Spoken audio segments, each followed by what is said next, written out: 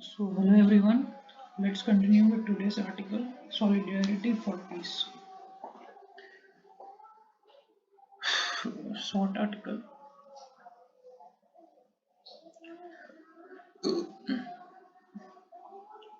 The G7 Solidarity for Peace.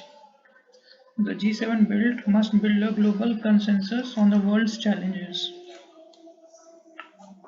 So, by holding the meeting of the G7 or the so-called group of the world's most industrialized nation in Hiroshima, Japan Prime Minister Fumio Kishida, who belongs to the city, wanted to send out a message of global solidarity for peace.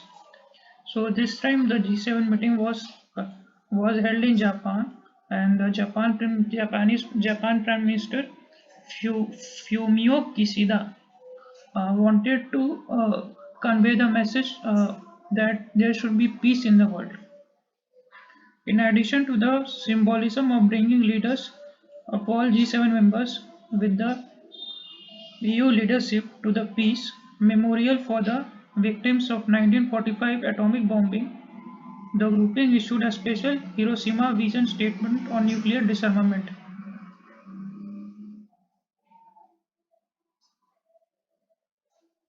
The summit's importance was underlined by the fact that US President Joseph Biden, only the second sitting American president to visit the city, made a particular point of attending the summit. So, that US President Joseph Biden also attended the summit. Ukrainian President Volodymyr Zelensky surprise arrival also enhanced the message by turning the spotlight on the horrors of Russia's invasion. So the Ukrainian President uh, Volodymyr Zelensky also attended this meeting, and he also uh, uh, shone the light on the horrors of Russia's invasion. Prime Minister Narendra Modi's statement that crisis was one of humanity was significant. The G7 members issued a separate statement on Ukraine, hitting Russia with more sanctions, but failed to highlight a path towards dialogue and ending the war.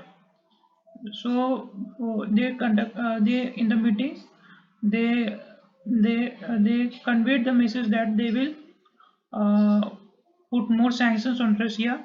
Rather, they were not interested. In fact of the matter, they were not interested into how to stop this war.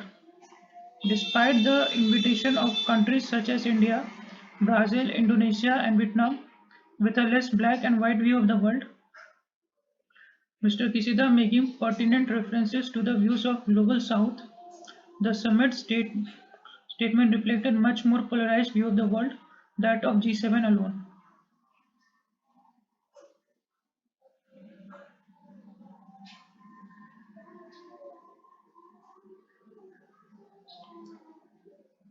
If the G7 grouping wishes to broaden its prism, it must recognize that it is grossly unrepresentative of the world today. While members together represent more than half the world's net wealth, the G7 accounts for less than a third of the global GDP and just over a tenth of world population. Apart from Japan, the G7 membership comprises an essentially Europe-American worldview and is not discussing expanding the view soon.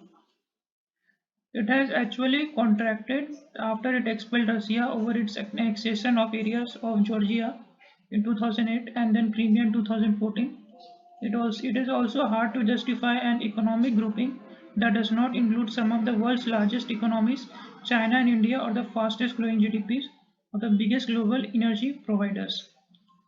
While some efforts were made in Hiroshima to recognize G7 role, for example, promoting transparent financing and debt sustainability for the developing world, or in compensating for the developed world's contribution to the global warming and greenhouse emissions, the summit failed to propose concrete measures to help defray these responsibilities.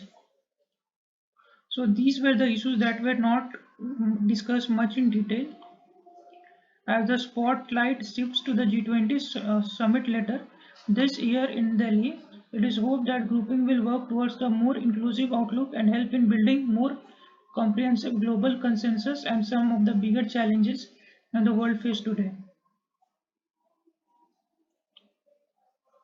So this was a very small article about the G7 meeting. Recently, the G7 meeting is held in Japan, where most of the world's leaders, all countries who are in G7, they conducted a meeting, uh,